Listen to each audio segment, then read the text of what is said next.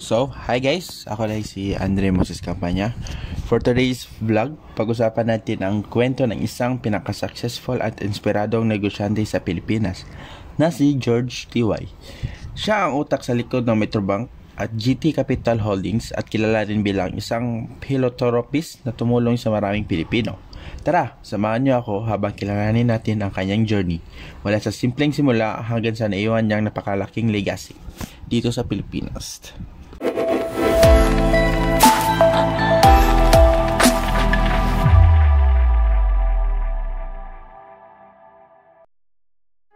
So, sino ba talaga si George T.Y.? Si George T.Y. Yao ay pinanganak noong October 7, 1932 sa Hong Kong.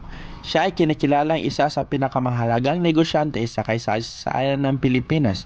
Sa murang edad, lumipat siya kasama ang kanyang pamilya sa Pilipinas, kung saan nagsimula siya mangarap at magsikap upang magpatayo ng mga negosyong magdala ng oportunidad at paglago para sa maraming Pilipino.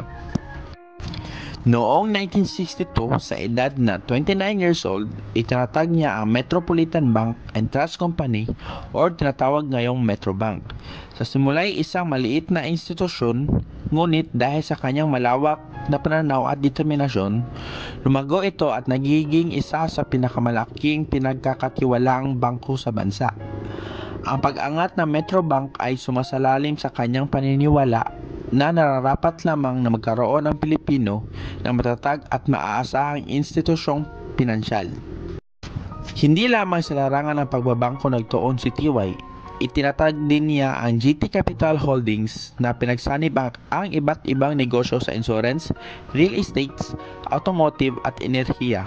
Ang mga negosyong ito ay nakatulong sa paglikha ng trabaho, pagpapatibay ng iba't ibang industriya at pag-ambag sa pambansang kaunlaran. Ngunit, higit pa sa pagiging negosyante, si George T.Y. ay isa ring kilalang pilantropo. Sa pamamagitan ng Metrobank Foundation, sinuportahan niya ang edukasyon, kalusugan, sining at iba pang programang panlipunan. Marami ang natutulungan at napasigla ng kanyang pagkakawanggawa. Isang patunay na ang tagumpay sa negosyo ay maaari ring magsilbi para ikabubuti ng lipunan.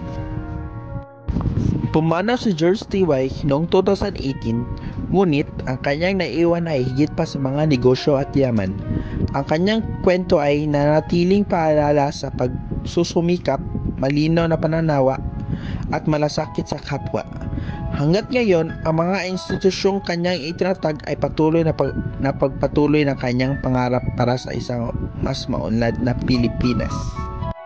So, ayun guys, natunghayan na natin ang inspirasyong story ni George T.Y. Mula sa pagtatag ng Metrobank hanggang sa kanyang mga proyektong tumulong sa maraming Pilipino. Isa siyang patunay na ang sipag, tiyaga at malasakit sa kapwa ay pwedeng mag-iwan ng pangmatagalang ligasiya.